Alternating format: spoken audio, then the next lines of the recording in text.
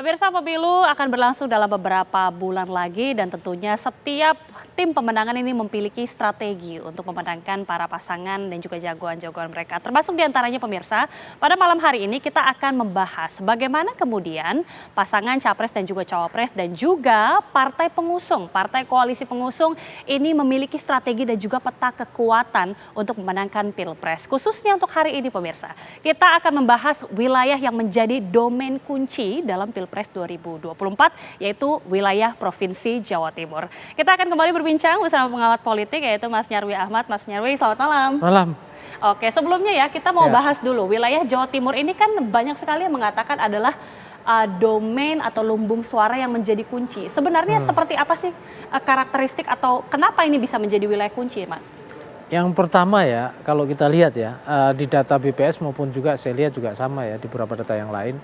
Jawa Timur itu kan jumlah pemilih dari total populasi nasional itu nomor 2 provinsi itu ya setelah Jawa Barat, ya kan? Kalau di total semuanya dengan provinsi Jawa tentu kita sangat besar sekali, tapi Jawa Timur itu sangat luar biasa ya, nomor 2. Nah yang kedua, dalam beberapa kali event Pilpres kita lihat gitu kan, selalu ada siapa yang bisa memenangkan Jawa Timur gitu, itu kecenderungannya menang dalam Pilpres. Ya banyak sekali ya sering disebut kayak gitu. Betul, itu Pak Jokowi 2 periode juga demikian gitu, bahkan di era Pak SBY juga sama. Nah yang ketiga ini yang menarik di Jawa Timur ini kan kalau kita lihat ya banyak sekali tokoh-tokoh yang berpengaruh yang menjadi tokoh nasional. Oke, kita sambil melihat ya Mas Nyarwi ya. Untuk daftar pemilih tetap pemilu 2024 di Jawa Timur, pemirsa ini total ada 31.402.838 pemilih.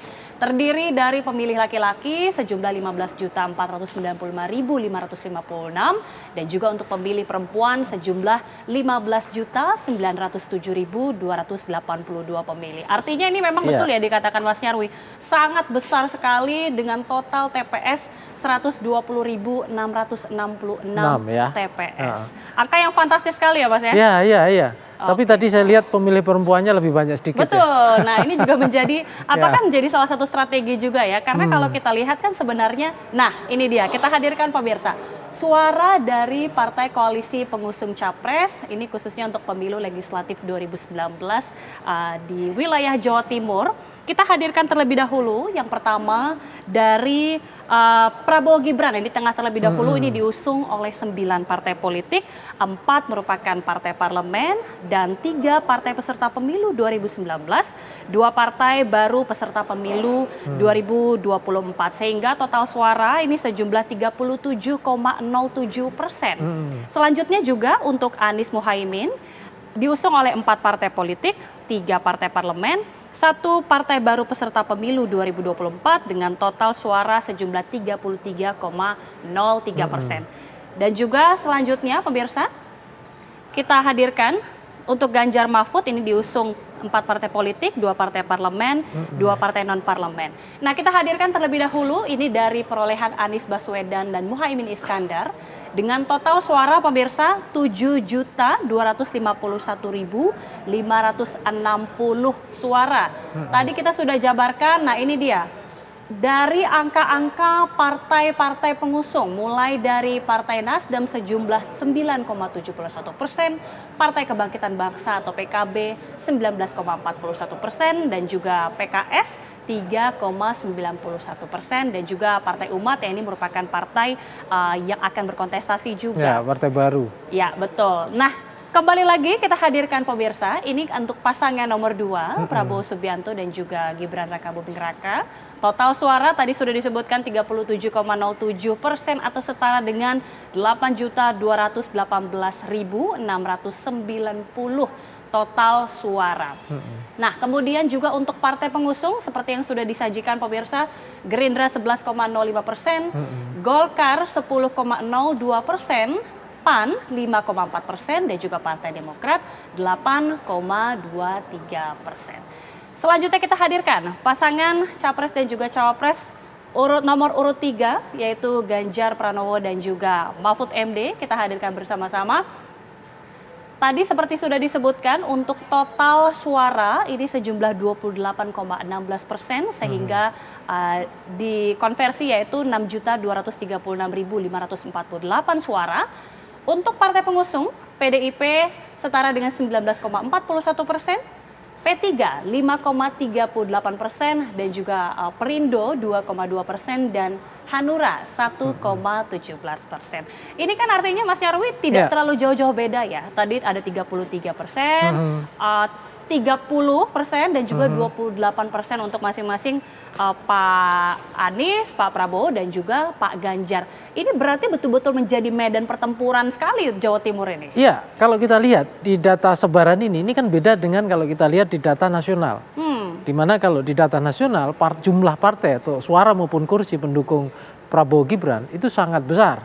Ya, sementara Ganjar Mahfud relatif kecil dan juga sama dengan Anies Muhaimin. Tapi khusus untuk konteks Jawa Timur ini menarik karena merata angkanya ya. Ya memang agak lebih besar ya. Yang salah satu tadi ya 33 berapa tadi.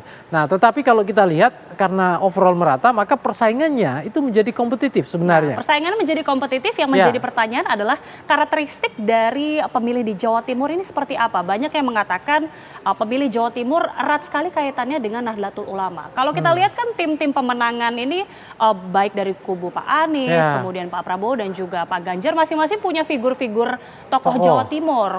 Misalnya kita sebutkan kalau dari Pak Anies ini ada Gus Maksum ya. Kemudian juga untuk Pak Prabowo ada Bu Hovifah dan juga Pak Ganjar ada Bu Yeni Wahid. Ini bagaimana melihat pertarungan antara figur-figur ini? Ya, yang pertama begini, betul bahwa dikatakan bahwa untuk konteks Jawa Timur itu memang dominan ya kita baca itu asosiasi ke NU sangat besar. Bahkan di beberapa data survei teman-teman ada yang mengatakan sampai 80-an% ya. Kalau nggak salah itu surveinya Indikator ya.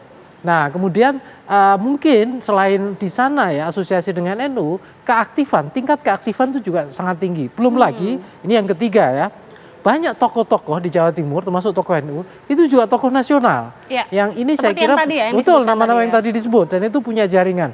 Belum lagi ya kalau kita lihat, mungkin nggak hanya sekedar NU saja ya variabelnya, tapi Jawa Timur ini juga sebenarnya ya ada kultur-kultur tertentu yang kemudian masing-masing tokoh ya itu punya pengaruh dominan di area-area masing-masing. Nah, tapi juga biasanya salah satunya kenapa ini kaitannya dengan NU ya itu jadi rebutan ya. Karena apa? Karena kalau dalam konteks Jawa Timur itu kan tidak hanya bagaimana organisasi NU dilahirkan, tapi juga jaringan para ulama dan kiai. Ya contoh misalnya tadi disebutkan ya Kiai Abdullah Maksum ya, Gus Maksum misalnya. Itu kan pesantren langitan. Kalau kita lihat sejarahnya kan panjang ya. Kemudian termasuk bisa melahirkan beberapa tokoh yang kemudian juga termasuk Ki Abdullah Fakih itu disegani oleh zaman era Gus Dur. Tapi pesantren yang lain juga sama pertumbuhannya ya. Jadi sekali lagi banyak sekali tokoh-tokoh ini yang akan kemudian sangat diharapkan oleh masing-masing capres itu menjadi endorser dan akan menjadi titik-titik yang mengkoneksikan sekaligus ada kemungkinan nih untuk bisa memobilisasi basis-basis di area Jawa Timur itu kan gitu. Kita akan lihat ini tentunya menjadi strategi dari masing-masing kandidat baik nomor 1, 2 dan juga 3. Terima kasih sekali lagi Mas Nyarwi Ahmad sudah bergabung bersama kami dan kita akan lihat bagaimana dinamikanya ke depan.